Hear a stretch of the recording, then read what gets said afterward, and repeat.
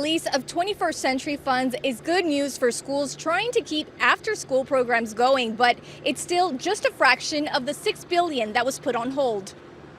Some of the funds that are being withheld support migrant and English learner programs, which serve thousands of students in the state. Arizona has about 10,000 migrant students, with 72% of them enrolled in Yuma County schools. These students are children of families who move for seasonal farm work.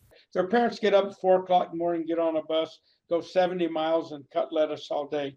So the oldest child gets the little brothers and sisters ready for school. As a longtime principal and now Yuma County Superintendent, Tom Hurt says schools he once led couldn't serve this population without federal support. I was a principal in a school that had 99% Hispanic, probably 40%, 50% migrant. Schools in Yuma County receive about $6 million for migrant education. School starts in just 2 weeks, and Hurt says while teachers have already begun, positions like teacher aides are in limbo. Everybody's kind of in a holding pattern right now to see if they're going to release that money. Hurt says there is concern that some migrant students may not return if families are impacted by immigration enforcement. That could reduce state funding tied to enrollment numbers. Still, he remains optimistic the funds will come through to support all students. We certainly want those students to get an education. They deserve to be here. Their parents are working here.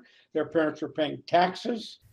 Reporting in Yuma, Alexandra Rangel, Arizona's Family.